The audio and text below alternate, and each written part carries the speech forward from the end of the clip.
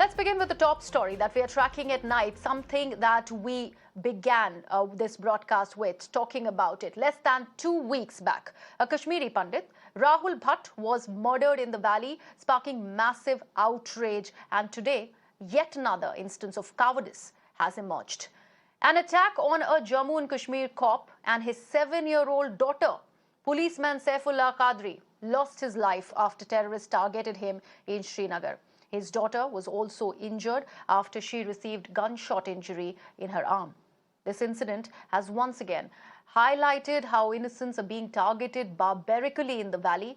In all this, while the Lieutenant Governor Manoj Sinha has met with the protesting pundits and also the kin of Rahul Bhatt, ensuring justice and safety for them.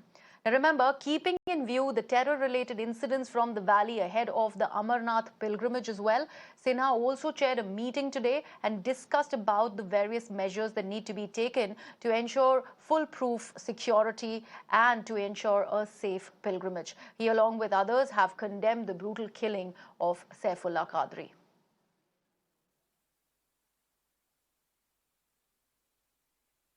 My colleague Ishan now joins me live on the broadcast for more updates on this story. Ishan, I was mentioning that high-level meeting that's been chaired by the Lieutenant Governor.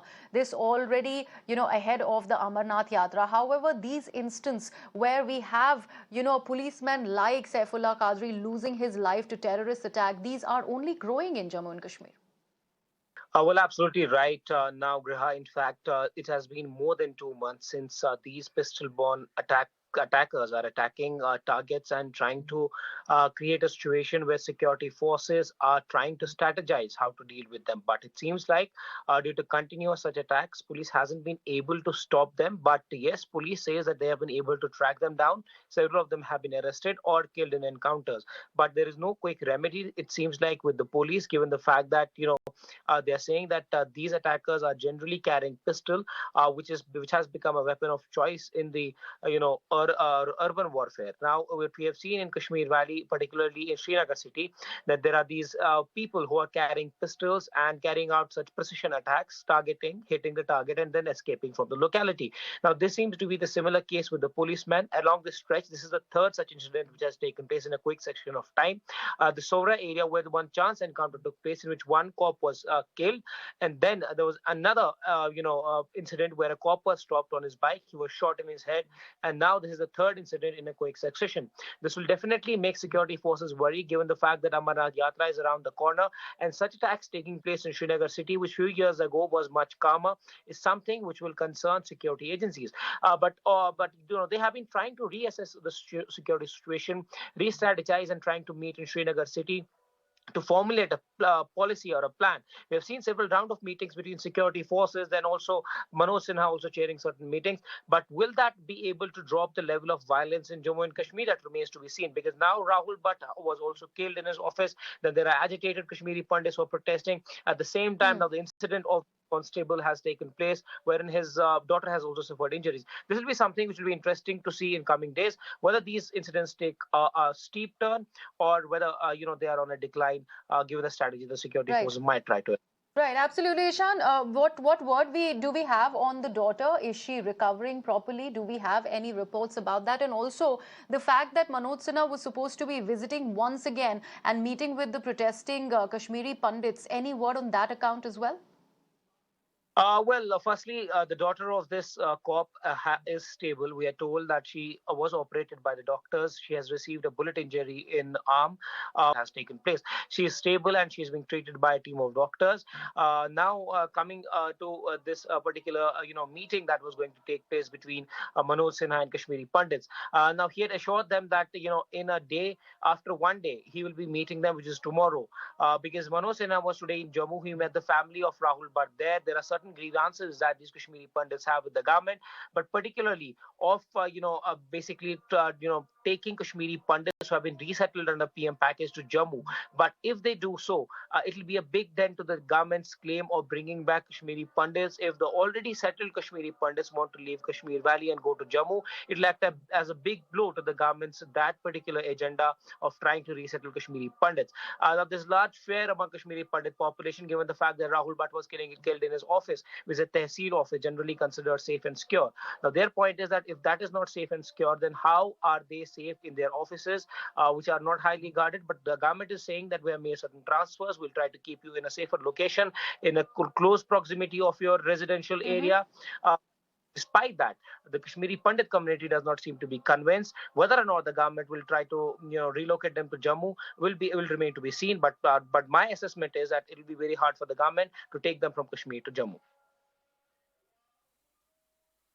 Absolutely. Ishan, thank you so much for joining us. In fact, we are just about getting this fresh update as the Lieutenant Governor has gone and met with Rahul Bhatt's family. We have a word from Bittaji Bhatt, who is the father of Rahul Bhatt, and he in fact has said that LG Manoj Sinha empathized with us and expressed heartfelt grief. And he said that he will help us as much as he can and assured us that investigation is underway at its final stage as well. So this is what we are getting to know from Rahul Bhatt's father. In fact, he has mentioned that that meeting went down well as LG Manoj Sinha met with the family, and he also speaks about how they have been assured that investigation is currently underway and right now in its final stages. Let's shift focus now and talk about what is happening in Andhra Pradesh. Now, a proposed name change has sparked outrage in Andhra Pradesh's Konaseema district. Hundreds of people took to the streets today over the proposal of a name change of the district to B.R. Ambedkar Konaseema district. In fact, protests took an ugly turn after a group of them allegedly set YSRCP MLA P. Satish's house on fire, the visuals of which we are showing to you on screen. The State Home Minister, in fact, has now responded and reacted to this entire incident. Taniti Vanitha has expressed concerns on the violent opposition to this name change proposal. Ambedkar Konaseema జిల్లాగా మార్చాలని అక్కడున్న ప్రజలు అలానే అన్ని రాజకీయ పార్టీలు demand చేశారు. ఆ డిమాండ్ మేరకే ఈ మధ్య కాలంలో అంబేద్కర్ కోనసీమ జిల్లాగా పేరు మార్చడం జరిగిందండి. ఇది అందరికీ తెలిసిన విషయమే. అయితే అంబేద్కర్ గురించి మనం ఒకసారి ప్రజలందరికీ జ్ఞాపకం చేస్తే మహామేధావి, భారతరత్న, మన రాజ్యాంగాన్ని రచించిన మేధావి. ఆయన రచించిన రాజ్యాంగాన్ని ఈ రోజున భారతదేశంలో అన్ని చట్టసభల్లో కూడా అమలవుతుంది. My colleague Shomit now joins me live on the broadcast. Shomit, such violent protests over a name change proposal in Konaseema, and these visuals are really, really disturbing. Well, exactly, a massive protest, we can say, broke out in the Konaseema, district of Andhra Pradesh. Locals of Konaseema district and as well as Konaseema Sadhana Samiti has actually gave a call for the seizure of collectorate in the district headquarters. And later, we can say thousands of crowd, more than 10-20,000 of crowd, the youth have came onto the roads demanding the government to immediately take the decision back and also not change, not rename the Konaseema district's name to Dr. B.R. Ambedkar Konaseema. So that was exactly, taken call around a week ago, and the protests were going on since week, and we can also clearly see that it was really peaceful. And finally today we can clearly see massive violence in that district headquarters, and even the protesters have also, set the fire of the cars which were parked in the minister's residence, which is the minister, rural minister for Andhra Pradesh. His cars were set on fire, and even the residence of an YSRCP local MLA, his residence was set on fire, and even the locals have also, lit a private bus on fire, and as well as, vandalized several government properties on the main roads, and over 20 police personnel have received injuries, and also police later, to take the situation into control, because more than thousands, we can say, they were pelting stones against the police, and to take the situation under control, they have lathi charge, and also, ask the help of the neighboring districts to immediately send the police forces as additional deployment to the, the Konaseema district. However, we can say that, now, as of now, 144 section has been imposed by the local police, and the local DIG, along with the neighboring district police forces, have reached the spot as of now, and they said that, as of now, the situation is under control. And the Home Minister, speaking to the media, said that it's very unfortunate that these kind of protests are taking place there because of the renaming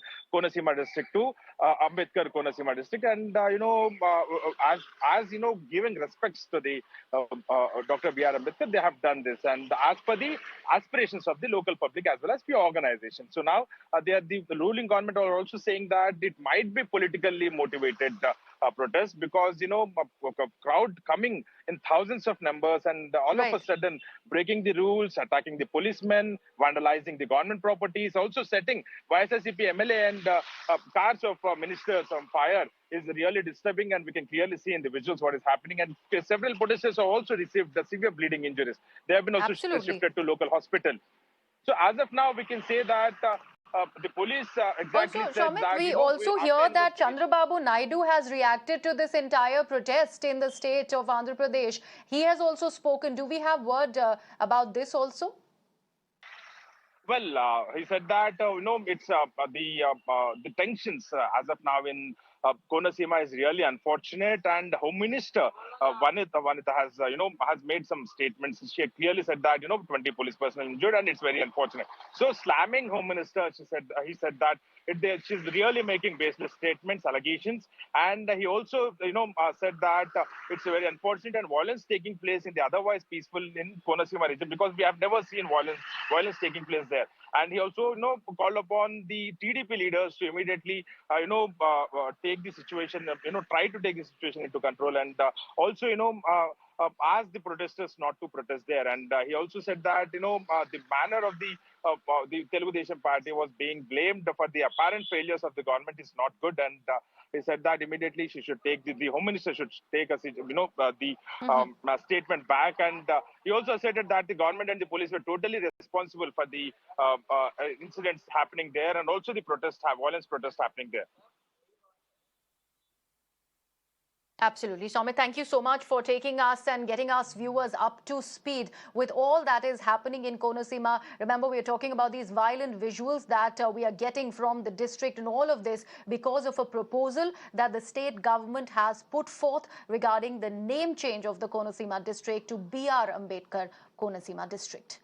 Now, from Andhra Pradesh, let's now shift focus to the state of Karnataka.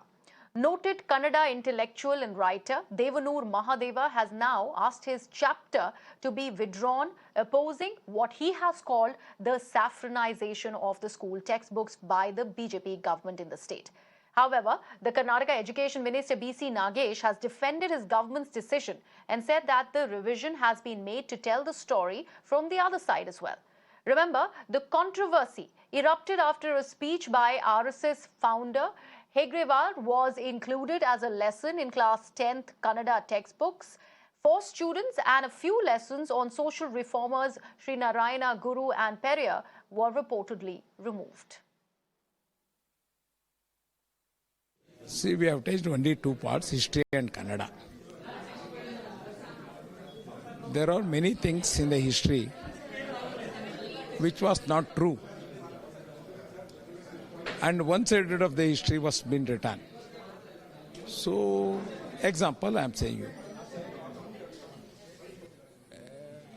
The ruling of Mughals was said was the part of our history textbook, and always the textbook says that we have been defeated, we have been defeated, we have been defeated. Many of our kings had defeated Mughals, and they are not allowed them to enter Assam, Kashmir, Tamil Nadu, etc. Such things has not been said. So, which gives the moral strength for the student about the nation. So, they had removed many parts which gives Rashtriyata, which create love for the country.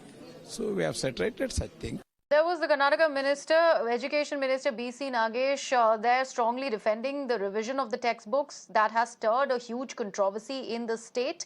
In fact, he is insisting that the government has not dropped content which is related to the freedom fighter Bhagat Singh or the social reformer Narayan Guru, or even the rationalist Periyar Ramaswamy, or the 18th century Mysuru king Tipu Sultan. However, this controversy refuses to die down, as now noted Kannada writer Devanur Mahadeva has asked for his chapter to be removed from the textbooks altogether. My colleague Neha, who has been tracking this story for us, joins me live on the broadcast. Neha, like I was mentioning, this entire controversy on which chapters should remain in the textbooks of students and which should be taken down is only continuing. At the end of the day, the calamity really is for the students, because what happens to their learning while the leaders and the ministers, even intellectuals, are really fighting over this?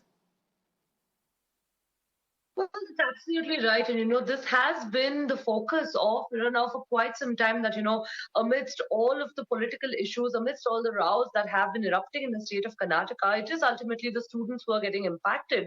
Now, be it, in fact, for that matter, the hijab row that took up quite a lot of, space over here in the state of Karnataka, or now in the latest, this row that we're actually seeing over the polarization of textbooks. In fact, like you rightly questioned, while on one hand you have several people over here, including intellectuals now and former ministers and former politicians as well, who have come forth and, sort of created a controversy over this entire issue.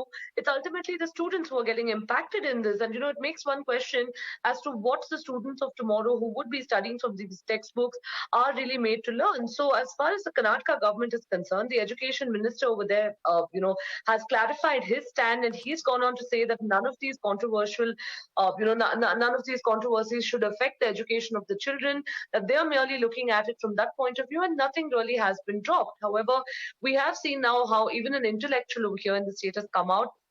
He's opposed this polarization, or rather the saffronization right now, and he's in fact gone on to say that he would like his chapter dropped. So as far as the controversy is concerned, it really seems like there's no end to this right now, but one can only hope that, of course, the students, at least to those whom education is being imparted today, aren't really, affected by this.